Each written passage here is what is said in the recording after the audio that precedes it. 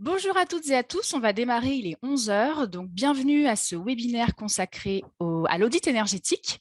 Donc je suis Anissa de Qualitel Formation, donc c'est moi qui vais animer ce webinaire avec Nathalie Barnoin, notre consultante formatrice en bâtiment durable. Donc, on a choisi Nathalie pour nous expliquer les différences entre les audits et surtout de nous éclairer sur les récentes évolutions réglementaires, puisque Nathalie a l'art et la manière d'expliquer clairement des sujets compliqués. Donc, merci à toi, Nathalie, pour ta présence. Donc, nous sommes Qualitel Formation, comme je vous le disais en introduction, pour ceux qui ne nous connaissent pas. Qualitel Formation, c'est la branche formation du groupe Qualitel. Et le groupe Qualitel a pour vocation de promouvoir la qualité de l'habitat au travers de l'information du grand public et de la certification des logements. Donc voilà, donc on est ensemble pour une heure à peu près, donc de 11 heures à midi. Donc l'objectif du webinaire, c'est de vous décrypter un petit peu les récentes évolutions réglementaires en matière d'audit énergétique. Et puis ensuite, de vous expliquer, si vous souhaitez éventuellement aller plus loin en vous formant, de vous expliquer comment faire. Donc voilà, et si vous souhaitez évidemment poser vos questions, puisqu'il s'agit d'un webinaire, vous pouvez les poser directement dans l'onglet Q&R qui se trouve en bas de votre écran. Donc n'utilisez pas le fil de discussion, puisqu'on va donc nous trier les questions que vous allez poser dans l'onglet Q&R. Donc n'hésitez pas également à les liker, donc mettre un petit pouce pour les questions que vous jugez pertinentes. Donc ça permettra aux questions de remonter un peu plus haut dans le fil et donc de faire une sélection par notre équipe des questions que l'on posera à l'issue du webinaire à Nathalie directement. Donc, on aura une petite séquence de questions-réponses de 10 minutes à la fin du webinaire. Donc, le webinaire est évidemment enregistré. Vous recevrez également un replay et le support du webinaire donc à l'issue de celui-ci. Voilà, donc Nathalie, je te laisse peut-être démarrer. Je pense n'avoir rien oublié. N'hésitez pas si vous avez des questions à participer dans l'onglet Q&R. Nathalie, je te laisse démarrer. Merci. Bah, écoute, c'est parfait comme introduction. Je vais partager mon écran. Donc déjà, bonjour à tous. Je partage mon écran. Hop. Voilà. Donc normalement, vous avez la page d'accueil, la page de titre. Est-ce que c'est tout bon, Anissa? Oui, c'est parfait. Ok, donc on est parti pour à peu près 45 minutes de présentation et puis nous finirons par les questions-réponses sur la fin de la présentation. Donc, on va regarder ça en 4 points. On va être obligé de passer quand même un peu par un contexte général pour expliquer un petit peu d'où viennent toutes ces normes et règles par rapport aux audits énergétiques. Ensuite, on comparera les deux audits. Donc, on va décrypter à la fois l'audit incitatif et l'audit réglementaire. On s'intéressera également à qui peut les réaliser et puis on verra ensemble le calendrier d'application. Alors, en termes de contexte général, je ne vais pas vous refaire tout l'historique, mais juste les points les plus importants. Des chiffres clés à avoir en tête, notamment sur la consommation énergétique du secteur résidentiel tertiaire, qui représente en 2020 environ 45%, donc qui est en tête des secteurs consommateurs énergétiques. Il y a même des chiffres récents qui parlent plutôt de 49%. Et en termes d'émissions de gaz à effet de serre, le secteur du bâtiment se positionne aussi en bonne place, derrière les transports et l'agriculture, mais quand même à 18% des émissions de gaz à effet de serre en 2019. Et des chiffres un petit peu plus récents nous parlent même de plus de 20% des émissions de gaz à effet de serre liées au secteur résidentiel tertiaire. Donc face à ça, il y a un vrai problème qui se pose au niveau du logement, puisque en 2022, on a recensé 5,2 millions de passoires thermiques. Donc, ça représente quand même 17% du parc français. Qu'est-ce qu'on entend par passoire thermique? Ce sont tous les bâtiments qui ont une étiquette DPE classée en F ou en G. Donc, il y a une définition qui a été posée par le législateur pour définir cette notion de passoire thermique. Et ça correspond quand même à une grosse part du parc de logements français. Alors, des objectifs gouvernementaux, il y en a plusieurs et qui vont de l'incitation jusqu'à l'obligation. Donc, sans refaire non plus toute l'histoire, pareil, quelques éléments clés. Au départ, on avait donc le plan de rénovation énergétique de l'habitat, le PRÉ, qui a été remplacé ensuite par le PREB, plan de rénovation énergétique des bâtiments, qui fixait comme objectif la neutralité carbone d'ici 2050, tout en ayant également en tête une lutte contre la précarité énergétique. Donc, c'était le début des mesures incitatives, dont l'audit énergétique, dont l'arrêté qui l'encadre date de 2018, qui permettait d'ouvrir droit aux aides financières. Ensuite, on a eu en 2019 la loi énergie-climat, qui a déjà apporté, qui a un petit peu durci le ton avec l'obligation de production d'un audit dans le cas de vente ou d'une mise en location d'une passoire énergétique. Donc ça, c'était le texte de 2019 qui, depuis, a été un petit peu revu, surtout en termes de calendrier. En 2021, vous le savez peut-être ou pas, le DPE a été modifié. Donc, il y a eu une réforme du DPE qui est rentrée en vigueur au 1er juillet 2021 avec l'établissement de nouveaux seuils et puis une méthode, on va dire, fiabilisée, qui se veut fiabilisée. Pourquoi je parle du DPE? Parce que c'est le DPE qui va servir de base pour l'audit réglementaire, comme nous le verrons tout à l'heure. Puis, la loi climat et résilience de 2021 a permis de définir un petit peu plus précisément les choses, et notamment en adaptant les obligations d'audit de la loi énergie-climat, donc LEC, loi énergie-climat, pour les logements plus énergivores. Donc, vous verrez plus tard dans la présentation, je vous ai remis tous les textes de référence pour ceux qui veulent aller plus loin et avoir les sources exactes des textes. Donc, un autre élément important de la loi climat et résilience, c'est la définition de la rénovation énergétique performante.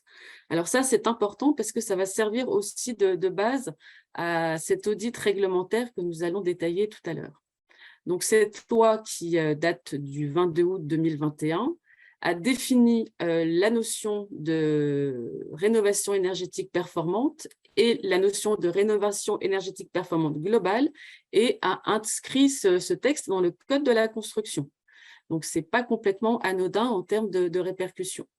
Donc, comment elle se définit, cette rénovation énergétique, selon le législateur? Il faut que les travaux qui ont lieu pour cette rénovation veillent à assurer les conditions satisfaisantes de renouvellement de l'air et permettent de respecter les deux conditions suivantes, à savoir l'atteinte de la classe A ou B, au sens du DPE, nouvelle version bien sûr, et l'étude des 6 postes de travaux de rénovation. Alors, ces 6 postes sont l'isolation des murs, l'isolation des planchers bas, l'isolation de la toiture, le remplacement des menuiseries extérieures, la ventilation, et le 6e poste regroupe la production de chauffage et d'eau chaude sanitaire. Et on parle également des interfaces associées à la réalisation de ces postes de travaux. Pour ce qui est de la rénovation énergétique performante dite globale, c'est une notion de temps qui est inscrite dans le Code de la construction désormais. Et en fonction du type de logement, donc si on est en maison individuelle, en bâtiment de logement inférieur à 50 logements ou en bâtiment supérieur à 50 logements, cette durée pour réaliser la rénovation énergétique performante dite globale varie donc de 18 mois à 36 mois. Donc, le législateur a déterminé la durée qui est censée tenir pour une rénovation globale performante. Je ne ferai pas de commentaires non plus sur ces durées, sachant qu'aujourd'hui, on a quand même des gros problèmes d'approvisionnement, de chantier. Donc, on ne sait pas si ces durées vont évoluer ou pas, mais elles sont peut-être un petit peu justes. Alors, bien sûr, dans toute règle, il y a des exceptions que vous retrouverez ici avec le lien vers le site Légifrance. Alors, ces exceptions, elles sont surtout de nature patrimoniale. Donc, la première, les cas de modification de l'état des parties extérieures ou des éléments d'architecture et de décoration de la construction qui seraient en contradiction avec les règles liées au patrimoine, donc les monuments historiques, les sites inscrits. Vous savez que récemment, il y a eu une loi qui a permis de de simplifier un petit peu les règles du droit de surplomb par rapport à l'isolation extérieure, mais qui peuvent aussi être en contradiction avec d'autres réglementations liées au respect du patrimoine. Donc, voilà, dès qu'on est sur une situation patrimoniale, on peut être exempté de ces éléments. On va voir comment tout à l'heure. Autre exception, c'est si le coût des travaux excède 50% de la valeur du bien, donc une valeur qui est estimée par un professionnel de l'immobilier. S'il y a des risques de pathologie, donc c'est pareil, il faudra également une justification par une note argumentée rédigée par un homme de l'art. C'est toujours l'homme de l'art qui est dans les textes. Et puis, s'il y a bien sûr des non-conformités à toutes autres obligations relevant des droits des sols, des droits de la propriété, de la sécurité des biens, etc. Donc, un certain nombre d'exceptions qui sont inscrites dans la loi. Donc, on va regarder maintenant, on va essayer de comparer justement cet audit incitatif par rapport à l'audit réglementaire qui va apparaître dans le paysage français. Donc, justement, dans ce cadre réglementaire, l'audit énergétique incitatif, il est régi par le décret du 30 mai 2018 qui définit les conditions de qualification des auditeurs. Et également par un autre texte, l'arrêté du 17 novembre 2020 qui a été modifié ensuite en janvier 2021, qui lui définit les modalités de réalisation de cet audit et le contenu du rapport. Donc ça, ce sont des textes bien précis. Quant à l'audit énergétique réglementaire, qu'on appelle aussi l'audit passoire, lui, il est encadré par un arrêté et un décret du 4 mai 2022, l'arrêté qui définit le contenu de l'audit énergétique.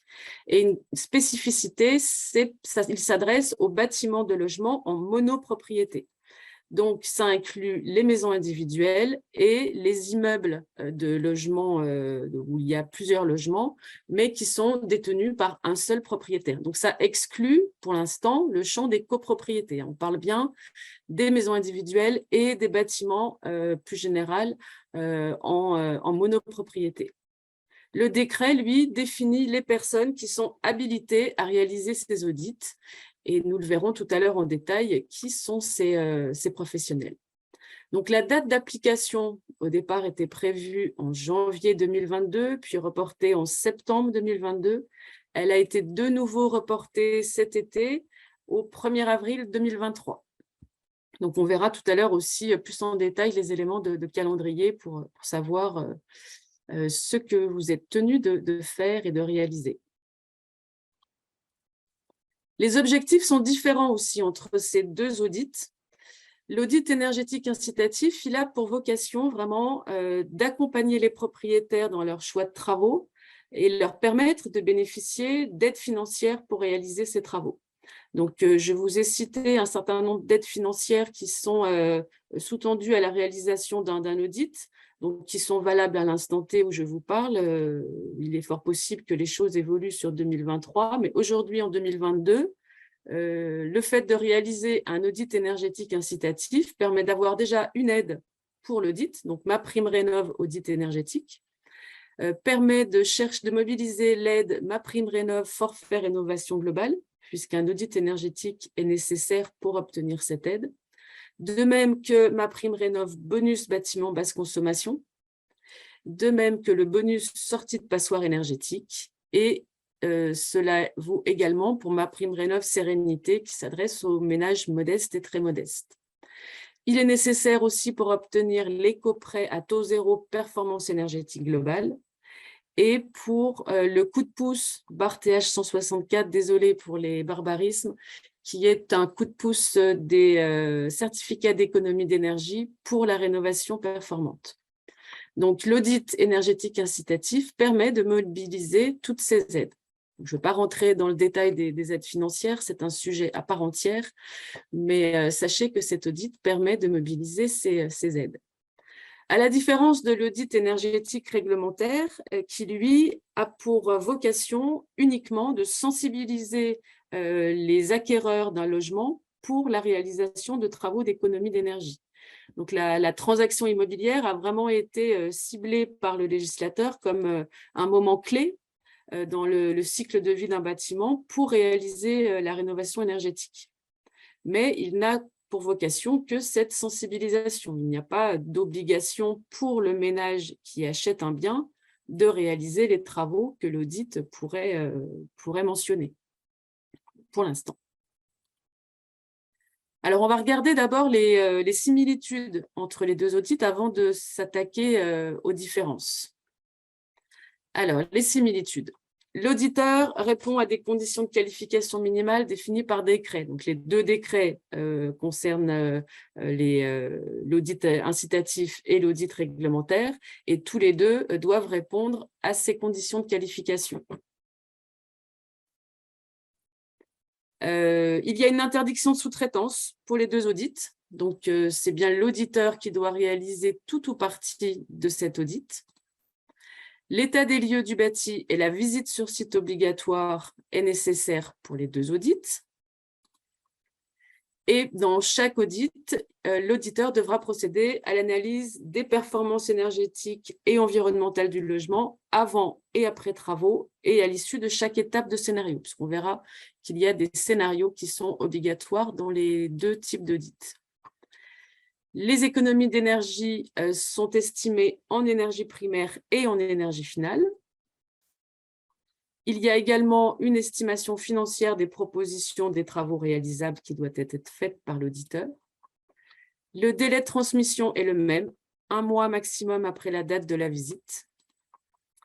Donc, c'est le socle commun des deux audits. Maintenant, les différences notables, je vous ai mis vraiment les principales parce que le texte est quand même assez touffu, mais les principales à retenir sont le fait que les aides l'audit énergétique incitatif, est nécessaire pour obtenir les aides à la rénovation, alors que l'audit réglementaire, lui, il est uniquement obligatoire en cas de vente d'une passoire énergétique, donc d'un logement qui porte l'étiquette F ou G.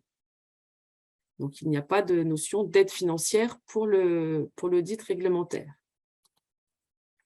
Le premier est commandé par le maître d'ouvrage qui désire faire des travaux d'amélioration énergétique dans son logement, alors que le réglementaire est commandé par le vendeur du bâtiment. Donc, ça change aussi la donne par rapport aux objectifs. L'audit énergétique incitatif se base sur des consommations énergétiques sur 3 usages, alors que l'audit réglementaire se base sur 5 usages. Donc, un rappel des usages. Les 5 usages sont chauffage, eau chaude, rafraîchissement, éclairage et auxiliaires. Et dans auxiliaires, on entend les auxiliaires pour le chauffage, pour l'eau chaude et pour la ventilation.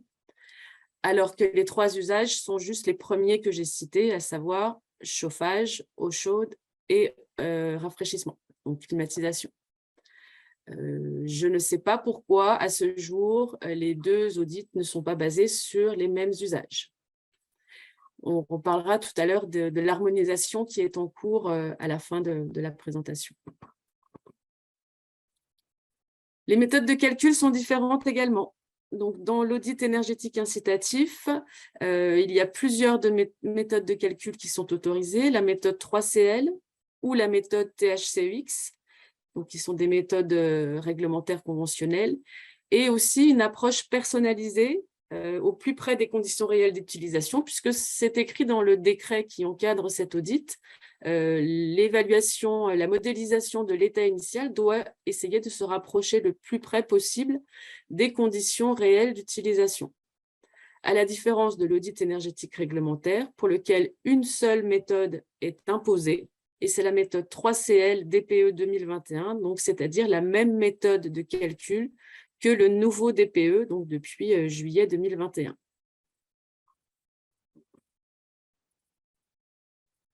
Deux scénarios de travaux pour l'audit énergétique incitatif. Le premier qui doit aller chercher un gain énergétique minimum de 30%, et cela en une seule étape de travaux. Et un deuxième scénario qui va chercher un niveau BBC, possiblement en 4 étapes maximum. à la différence du réglementaire qui, lui, doit proposer aux vendeurs 2 parcours de travaux. Un premier qui emmène le logement à l'étiquette DPE-B, à minima en une étape, donc en une seule fois. Et sinon, le deuxième scénario devra découper ce parcours de travaux en plusieurs étapes dans l'objectif d'atteindre l'étiquette B. Donc, en lien avec les méthodes de calcul, l'audit énergétique incitatif se base sur une approche conventionnelle et personnalisée, avec notamment l'analyse des factures, si elles sont présentes, afin de comprendre les écarts entre la simulation et la réalité des factures.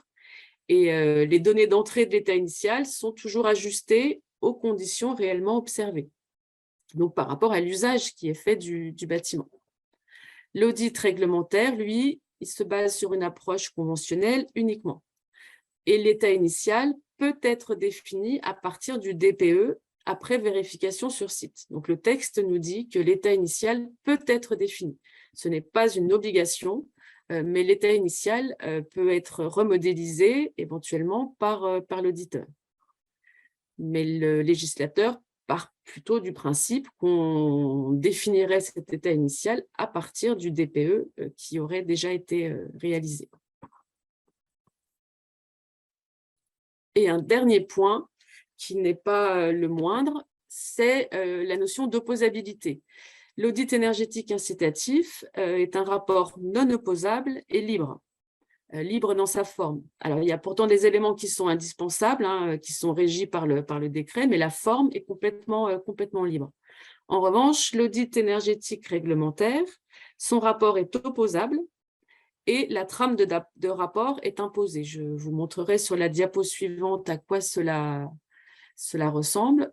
Qu'est-ce que ça veut dire que cette notion d'opposabilité? Ça veut dire que l'audit réglementaire va avoir une portée juridique identique à celle des autres audits techniques qui sont annexés aux actes de vente ou aux baux immobiliers. En revanche, les scénarios de travaux qui seront inclus dans ce rapport d'audit réglementaire, eux, conservent une valeur uniquement informative. Donc, il n'y a pas d'opposabilité sur les scénarios de travaux. C'est vraiment uniquement par rapport à l'état initial du bâtiment. Donc justement, la diapo suivante vous présente la trame du rapport d'audit réglementaire. Donc il existe 2 modèles, un modèle pour les maisons individuelles, un modèle pour les immeubles en monopropriété.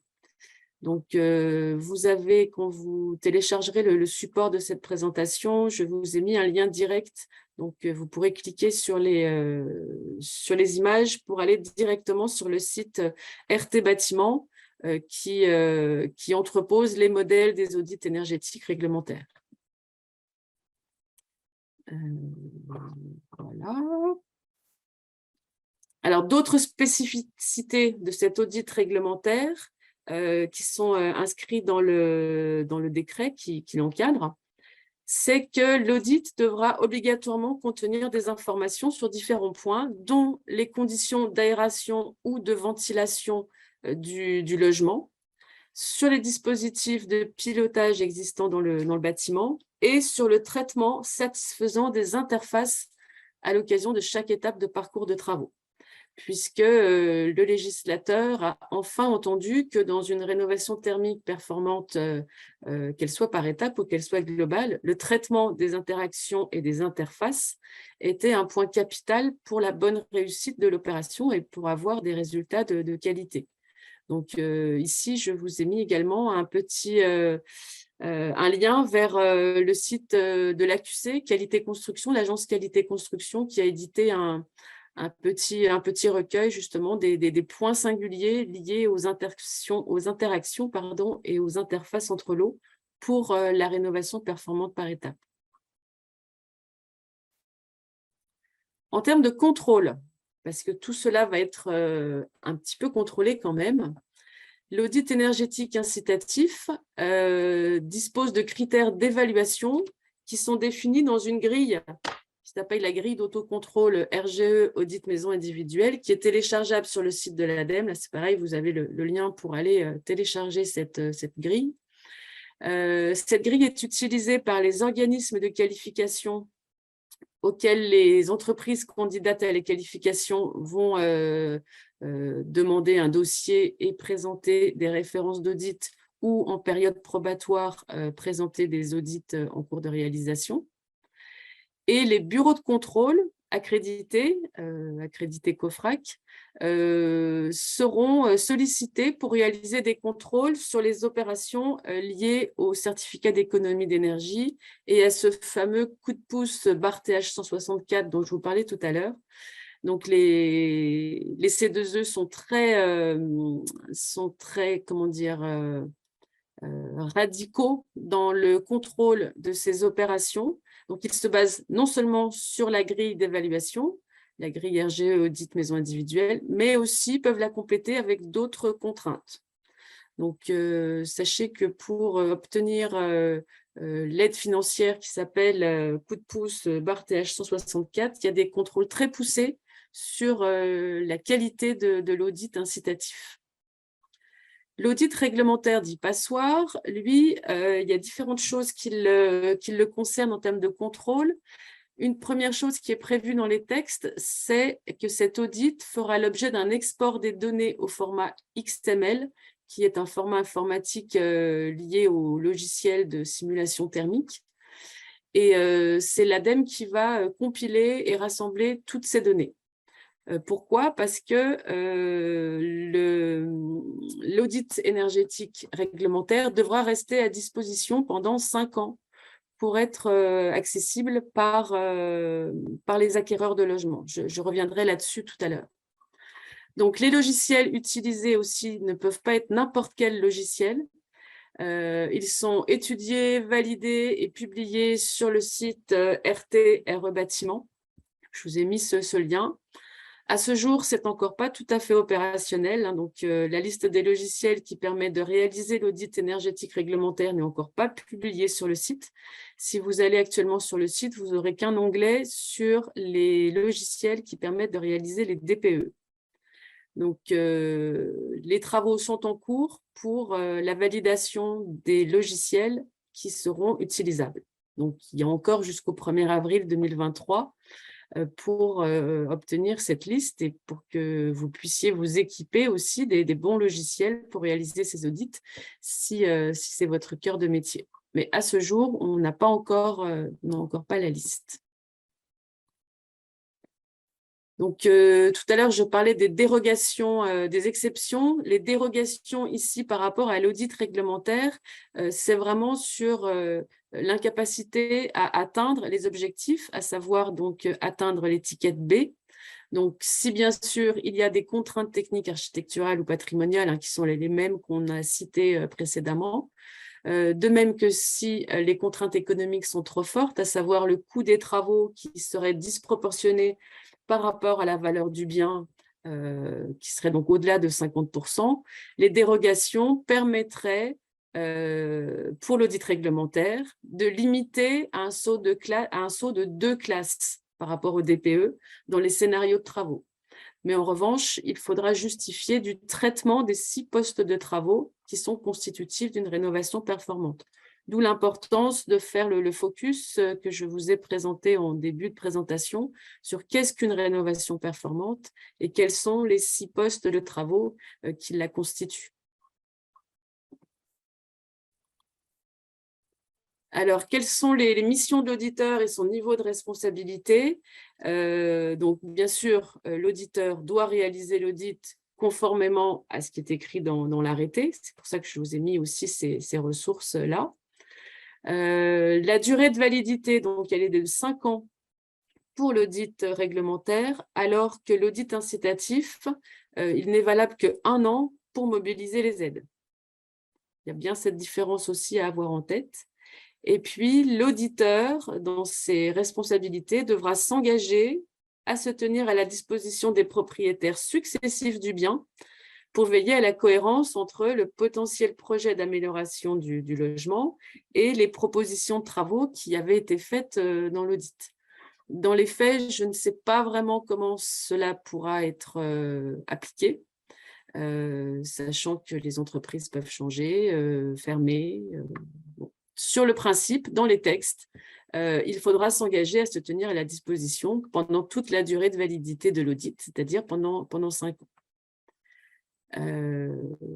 La souscription à une assurance permettant de couvrir les conséquences est assez logique, hein, puisque cet audit réglementaire a un niveau d'opposabilité. Donc, vous êtes tenu d'être couvert par une assurance spécifique pour ce type de mission. Alors, du coup, on va regarder maintenant qui peut réaliser les audits énergétiques. Alors, on va commencer par les cas des bâtiments de logement en monopropriété. Donc, la liste est très restreinte pour ces bâtiments.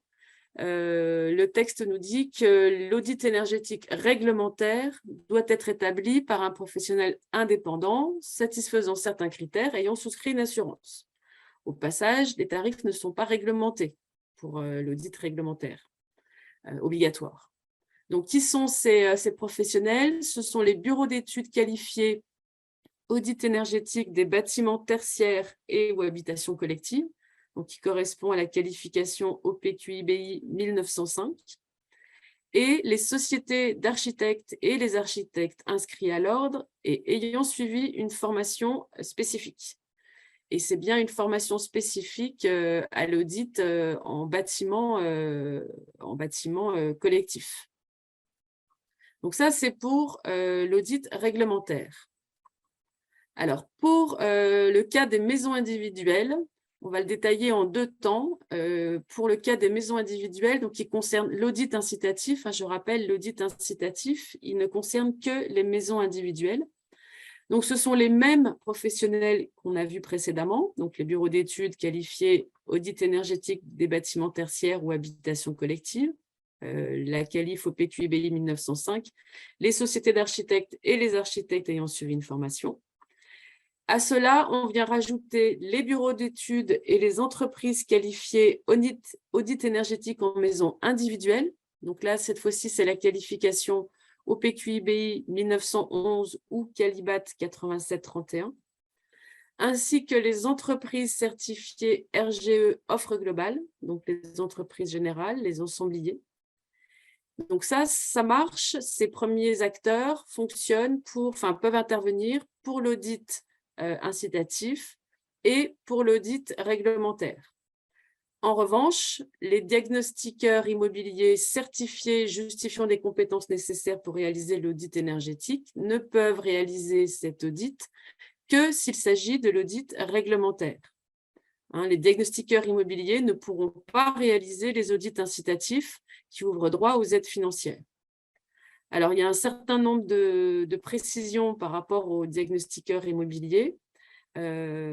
Jusqu'au 31 décembre, ils devront justifier des compétences nécessaires à la réalisation de cet audit avec une attestation délivrée par un organisme de certification. Donc, il y a forcément une étape pour les diagnostiqueurs de passer par un organisme de certification avant de pouvoir réaliser des audits. Par contre, par la suite, donc après le 31 décembre 2023, il va y avoir une période donc là on est en période de transition, et ensuite il y aura des référentiels métiers qui seront directement intégrés dans les référentiels DPE, qui intégreront les éléments nécessaires, les compétences nécessaires pour réaliser cet audit réglementaire. Donc aujourd'hui, les diagnostiqueurs immobiliers sont invités à aller se former et aller chercher la certification s'ils veulent réaliser des audits réglementaires à partir donc d'avril 2023.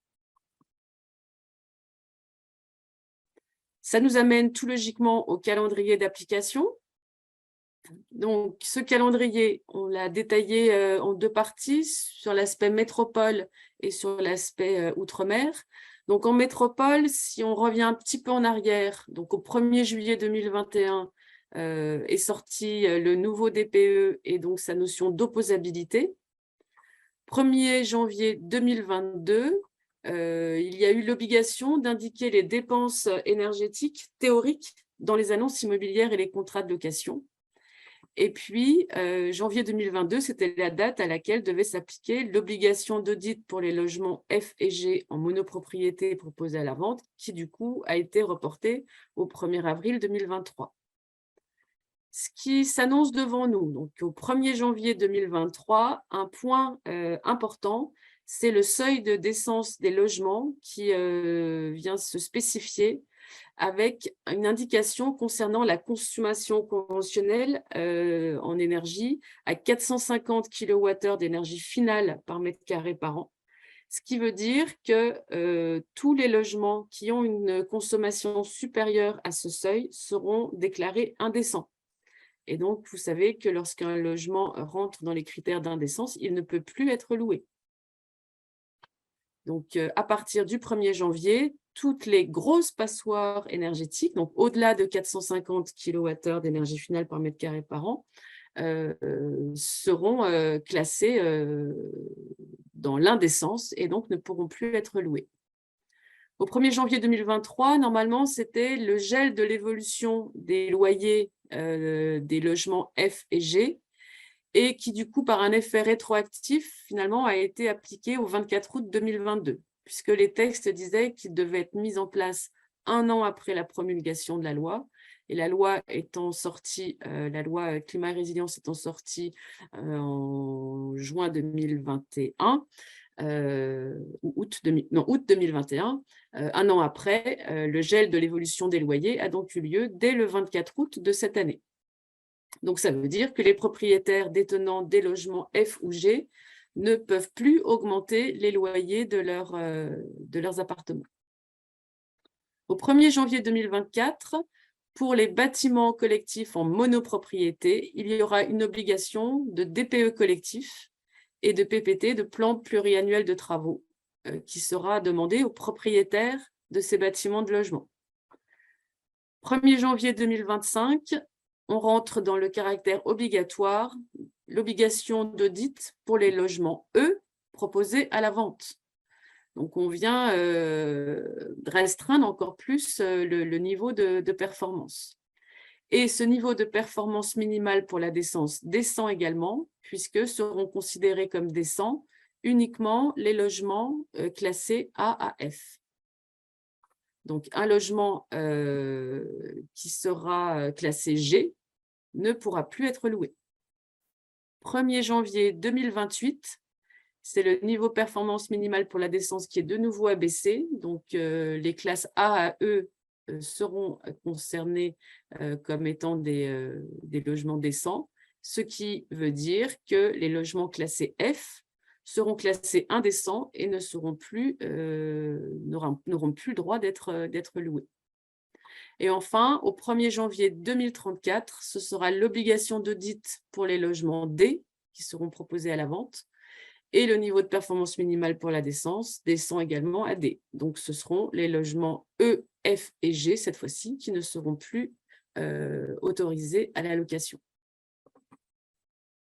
Concernant l'outre-mer, toujours pour les logements en monopropriété, donc le calendrier est un petit peu différent puisque actuellement il n'y a pas de DPE en outre-mer.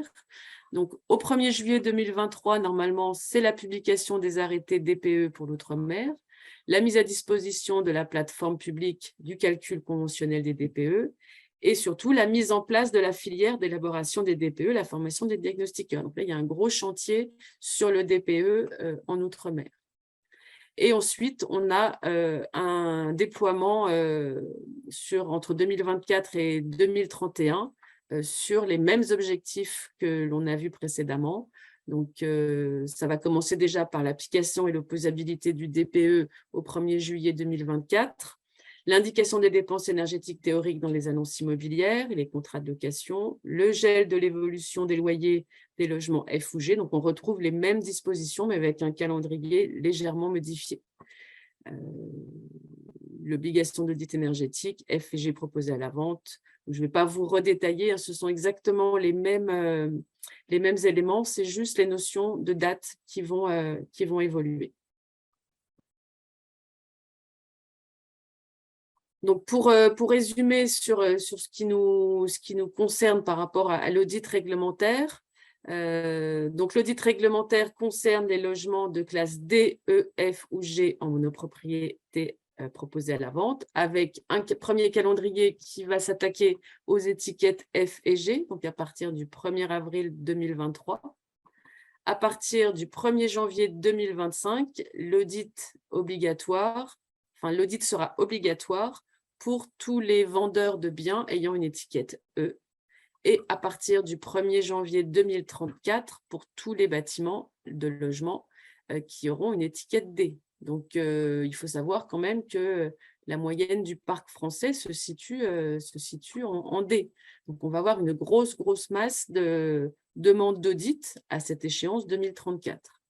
Alors, peut-être un petit point sur ces étiquettes, parce qu'avec la modification du DPE en juillet 2021, l'étiquette a été modifiée. Donc, maintenant, c'est une étiquette à double seuil. Donc, le nouveau DPE se présente de cette manière-là. Vous avez toujours la consommation en énergie primaire qui est indiquée, ainsi que les émissions de gaz à effet de serre. Sauf que désormais, l'étiquette du logement est déterminée selon sa plus mauvaise performance, que ce soit en énergie primaire ou en CO2. Donc, dans cet exemple, notre logement a une consommation en énergie primaire de 216 kWh par mètre carré par an. Donc, si on regarde sur le petit graphique ici, 216, on se situe en D. L'étiquette D va de 180 à 250 kW par mètre carré par an. Donc, normalement, l'étiquette devrait être D. Sauf que là, on a des émissions de gaz à effet de serre qui sont très élevées, 52 kg de CO2 par mètre carré par an. Donc, 52, si on vient lire ici, on se retrouve dans l'étiquette E pour la partie climat. Donc, ça sera l'étiquette E qui sera retenue pour ce bâtiment.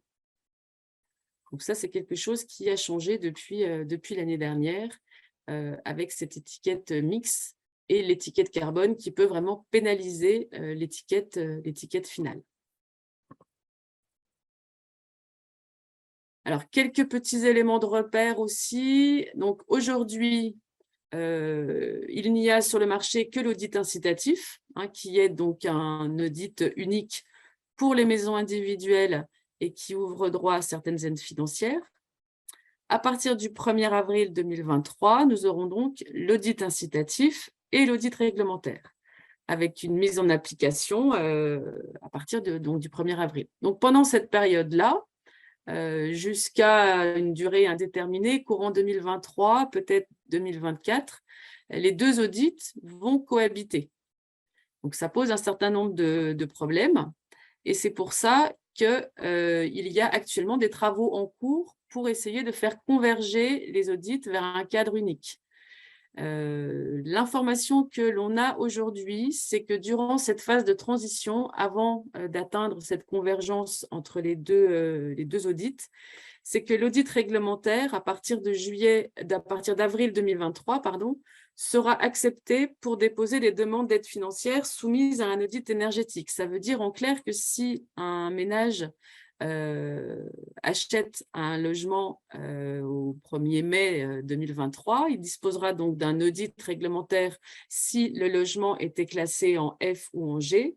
Si ce ménage veut mobiliser des aides financières pour faire des travaux de rénovation énergétique performante dans son logement, il pourra utiliser l'audit qui lui aura été remis lors de l'achat de la maison ou de l'immeuble. Donc ça, c'est une possibilité en attendant que les deux audits convergent. Donc ces travaux de convergence sont en cours, avec pour objectif essayer d'améliorer la lisibilité pour les ménages, ce qui n'est pas gagné, d'essayer de retrouver une cohérence entre les objectifs et la méthode de calcul utilisée, parce que nous l'avons vu, il y a vraiment des incohérences entre les méthodes de calcul et les approches qui sont présentes dans les deux audits. Donc, l'idée, c'est de converger vers une seule typologie d'audit énergétique. Mais à ce jour, on n'a pas encore les résultats de ces groupes de travail. Donc, aujourd'hui, il y a la DHUP, la DGEC, l'ANA, l'ADEME qui travaillent là-dessus et on espère une feuille de route pour une convergence rapide. Donc là, je vous ai mis les liens sur les différents textes qui encadrent cet audit réglementaire ici et en bas sur l'audit énergétique incitatif. Et puis, voilà pour la présentation. Il est 11h45, c'est un parfait chrono pour moi, Anissa. Oui, Nathalie. Oui, tu peux du coup présenter l'offre de formation, quelle est telle formation. Donc, l'idée, c'était qu'on puisse vous expliquer maintenant, si vous souhaitez vous former pour conduire ces audits, comment faire. Nathalie, je te laisse présenter le FIBAT Dynamo 1. OK. Donc, FIBAT Dynamo 1 est une formation Dynamo pour une maîtrise d'œuvre dynamique au service de la rénovation énergétique. C'est la punchline de la formation. C'est un parcours qui est spécifiquement dédié aux architectes, aux maîtres d'œuvre, aux bureaux d'études et qui est vraiment dédié à la rénovation énergétique des maisons individuelles. Là, on parle dans cette formation uniquement des maisons individuelles. Et cette formation permet, sous condition bien sûr, d'être reconnu auditeur énergétique en maison individuelle. Je vous montrerai tout à l'heure plus en détail le principe des conditions et de rendre bien sûr cette mission éligible à ma prime Rénov' audit énergétique. Donc, c'est une formation qui est en 5 étapes. Une première étape en distanciel avec 11 séquences pédagogiques et puis deux webinaires d'1 heure en moyenne. Une étape 2 qui se fait en classe, donc une journée en présentiel, où là, ce sont des études de cas, des mises en situation sur tout ce qui a été vu en distanciel précédemment. L'étape 3, c'est une nouvelle étape en distanciel avec 9 séquences pédagogiques à suivre sur une plateforme de e-learning dédiée, avec un webinaire intermédiaire. Et la formation se termine avec 2 journées en présentiel, basées sur des études de cas, des mises en situation, des jeux de rôle, pour travailler sur les notions de savoir-faire et de savoir-être aussi, parce que c'est très important aussi dans cette phase d'audit. Donc, c'est un parcours qui dure environ 8 semaines, qui correspond à 35 heures de formation, dont 21 heures en présentiel et 14 en distanciel.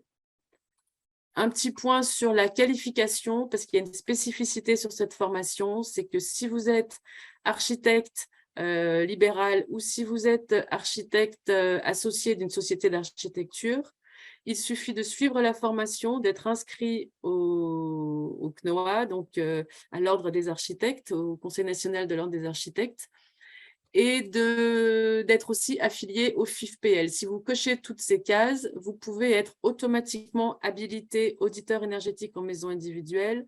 Vous êtes référencé sur le site France Rénov' pour pouvoir exercer ces missions. En revanche, tous les autres professionnels, donc tous les non-architectes, donc ingénieurs en bureau d'études, maîtres d'œuvre, entreprises, devront suivre le process de qualification, donc demander un dossier soit à l'OPQI-BI pour la 1900, soit Qualibat pour 8731. Et c'est uniquement après le process de qualification, qui peut être quand même assez long, que vous pourrez être référencé comme étant auditeur énergétique en maison individuelle. Donc, voilà pour cette formation Dynamo 1 que j'anime pour Qualitel. Mais Anissa vous présentera les prochaines dates si vous êtes intéressé pour cette formation. Et je te redonne la main, Anissa, Oui. pour la formation Audit Réno. Merci Nathalie.